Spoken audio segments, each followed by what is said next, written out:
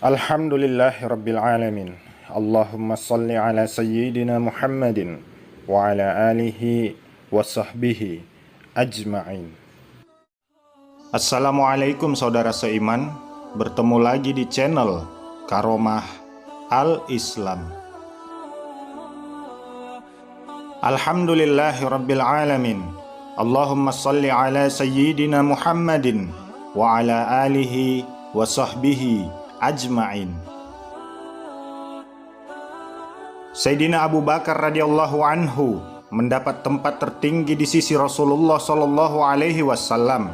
Ketika beliau ditanya, siapa lelaki yang paling dicintai? Rasulullah sallallahu alaihi wasallam bersabda, Abu Bakar. Rasulullah sallallahu alaihi wasallam bersabda, sesungguhnya Allah telah menjadikanku sebagai kekasihnya, sebagaimana dia menjadikan Ibrahim sebagai kekasihnya. Dan kalau saja aku mengambil dari umatku sebagai kekasih, aku akan jadikan Abu Bakar sebagai kekasih. Hadis riwayat Bukhari dan Muslim. Kisah pengorbanan para sahabat memang tiada habisnya. Dari Abu Bakar, Umar, Utsman, Ali, juga para sahabat yang lain. Mereka tak pernah memperhitungkan kerugian yang akan dihadapi. Bahkan kehilangan nyawa pun tidak menjadi masalah bagi mereka. Inilah yang ditunjukkan oleh Abu Bakar As-Siddiq radhiyallahu anhu sebagai seorang sahabat kepercayaan Rasulullah sallallahu alaihi wasallam. Ia merelakan semua yang ia miliki demi keselamatan dan perjuangan Rasulullah sallallahu alaihi wasallam. Bahkan Abu Bakar radhiyallahu anhu merelakan nyawanya terancam demi menemani Rasulullah sallallahu alaihi wasallam ketika dikejar-kejar oleh para jagal Quraisy untuk membunuh Rasulullah. Kisah ini berawal dari keikutsertaan Abu Bakar radhiyallahu anhu bersama Rasulullah sallallahu alaihi wasallam sebelum meninggalkan kota Mekah saat pemuda kafir Quraisy yang berniat membunuh Rasulullah sallallahu alaihi wasallam. Namun mereka kehilangan jejak Rasulullah sallallahu alaihi wasallam dan hanya menemukan seorang pemuda bernama Ali bin Abi Thalib radhiyallahu anhu di kamar milik Rasulullah. Sementara terlebih dahulu Abu Bakar radhiyallahu anhu mendampingi Rasulullah sallallahu alaihi wasallam bersembunyi di gua kecil di Bukit Sur. Sayyidina Abu Bakar radhiyallahu anhu tetap setia mendampingi Nabi Muhammad sallallahu alaihi wasallam bersembunyi di dalam gua. Dalam suatu riwayat dikatakan, mereka selama 3 hari 3 malam berada di dalam gua itu untuk memastikan situasi aman dan keluar melanjutkan perjalanan. Sebelum mereka memasuki gua, dengan ketulusan dan kecintaannya kepada Rasulullah sallallahu alaihi wasallam, Abu Bakar radhiyallahu anhu dengan sigapnya mengecek dan menutup lubang-lubang yang ada di dalam gua agar mereka terhindar dari binatang buas. Di dalam gua itu, Rasulullah sallallahu alaihi wasallam dan sahabat Abu Bakar radhiyallahu anhu sepakat untuk bergantian istirahat dan berjaga. Dalam tidurnya, Rasulullah sallallahu alaihi wasallam melabuhkan kepalanya di pangkuan sang sahabat. Di dalam gua yang dingin dan remang itu, tiba-tiba seekor ular mendesis keluar dari salah satu lubang yang belum ditutup oleh Abu Bakar radhiyallahu anhu. Abu Bakar menatapnya waspada. Ingin sekali ia menarik kedua kakinya untuk menjauh dari hewan yang berbisa itu. Namun, keinginan itu dienyahkan dari benaknya karena tak ingin ia mengganggu tidur Rasulullah sallallahu alaihi wasallam. Dalam hati, bagaimana mungkin ia tega membangunkan kekasih Allah Subhanahu wa ta'ala. Sayyidina Abu Bakar radhiyallahu anhu menutup lubang itu dengan salah satu kakinya. Lalu ular itu menggigit pergelangan kakinya, tapi kakinya tetap saja tak bergerak sedikit pun. Dalam hening, sekujur tubuh Abu Bakar terasa panas ketika bisa ular menjalar cepat di dalam tubuhnya. Abu Bakar tak kuasa menahan isak tangis ketika rasa sakit itu tak tertahankan lagi, dan tanpa sengaja air matanya menetes mengenai pipi Rasulullah SAW yang tengah berbaring. Rasulullah SAW pun terbangun lalu berkata, "Wahai hamba Allah, apakah engkau menangis karena menyesal mengikuti perjalanan ini?"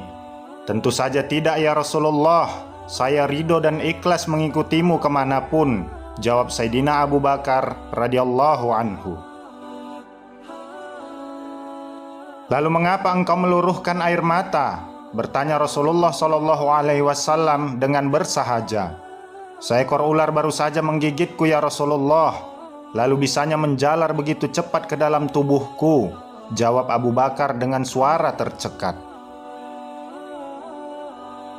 Lalu Rasulullah SAW berbicara kepada ular itu, "Hai ular, tahukah engkau, jangankan daging atau kulit Abu Bakar, rambut Abu Bakar pun haram kau makan."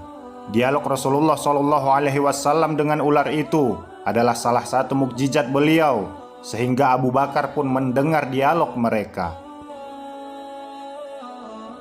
Ular itu menjawab, "Ya, aku mengerti wahai Rasulullah."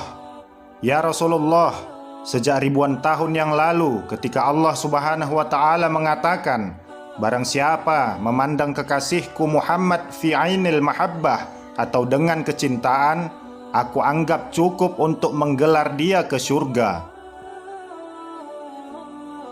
Ya Rob, beri aku kesempatan yang begitu cemerlang dan indah. Aku ular, ingin memandang wajah kekasihmu fi ainil mahabbah." Lanjut ular. Lalu Allah Subhanahu wa Ta'ala berfirman, "Silahkan pergi ke Jabal Tsur. Tunggu di sana, kekasihku akan datang pada waktunya." Ribuan tahun aku menunggu di sini. Aku dilanda oleh kerinduan untuk berjumpa engkau ya Rasulullah.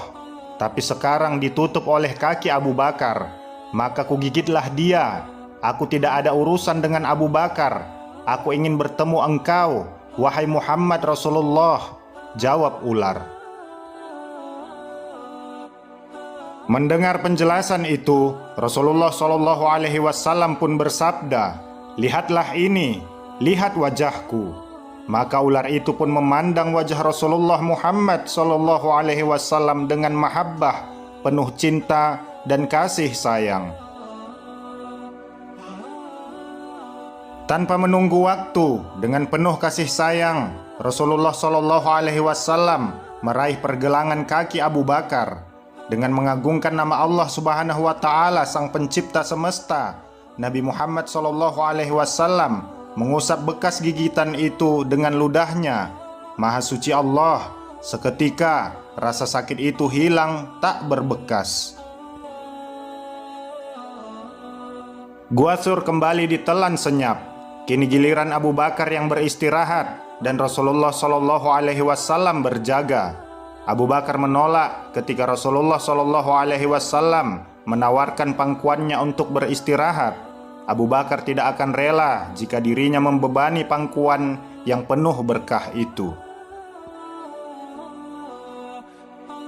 Sungguh tinggi pengorbanan, kecintaan, dan adab Sayyidina Abu Bakar radhiyallahu anhu kepada Rasulullah Muhammad SAW.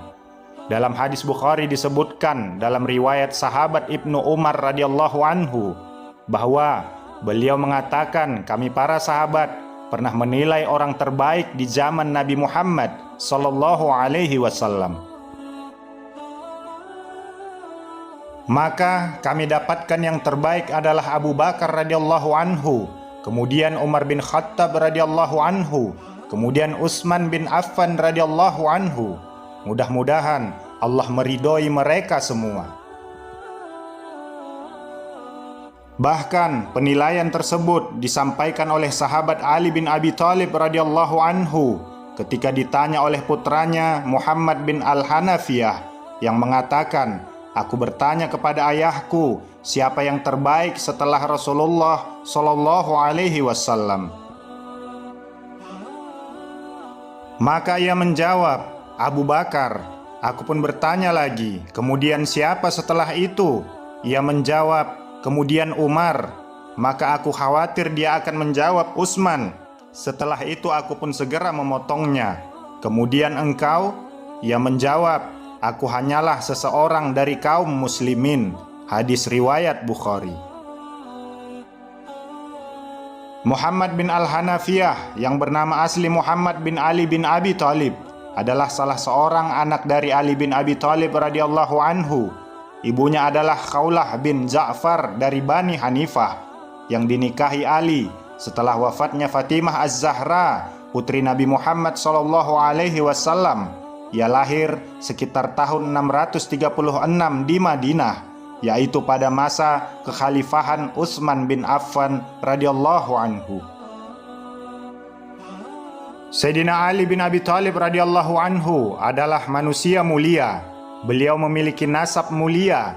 Beliau adalah menantu dan suami dari putri kesayangan Rasulullah sallallahu alaihi wasallam, Fatimah Az-Zahra radhiyallahu anha. Dari hasil pernikahan mereka, Allah Subhanahu wa taala mengkaruniakan dua cucu kesayangan Rasulullah sallallahu alaihi wasallam, yaitu Sayyidina Hasan dan Sayyidina Husain, hingga terus berlanjut keturunan Rasulullah sallallahu alaihi wasallam melalui mereka. Hingga saat ini mereka adalah para habaib. Sayyidina Ali bin Abi Thalib radhiyallahu anhu juga termasuk dalam 10 sahabat Rasulullah sallallahu alaihi wasallam yang dijamin masuk surga. Rasulullah sallallahu alaihi wasallam pernah bersabda dalam hadis riwayat Ahmad, Tirmizi dan An-Nasa'i. Rasulullah sallallahu alaihi wasallam bersabda, Abu Bakar di surga, Umar di surga, Utsman di surga, Ali di surga, Talhah di surga, Az-Zubair di surga, Abdurrahman bin Auf di surga, Sa'ad bin Abi Waqqas di surga, Sa'id bin Zaid di surga, Abu Ubaidah bin Al-Zarrah di surga. Semoga kisah ini dapat menambah ilmu dan menambah ketakwaan kita kepada Allah Subhanahu wa ta'ala. Ikuti terus channel Karomah Al-Islam. Insya Allah akan ada banyak lagi kisah-kisah Islami untuk kita pelajari bersama. Terima kasih segala perhatian. Mohon maaf atas segala kehilafan. Subhanakallah wa bihamdika, asyhadu an la ilaha illa anta, astaghfiruka wa atubu ilaik. Walhamdulillahi rabbil alamin. Assalamualaikum warahmatullahi wabarakatuh. Allahumma innal aqsa yastaghith ya mughith, wa nahnu nastaghithu bika ya Allah, fastakhdimna linusrati dinika ya rabbal alamin.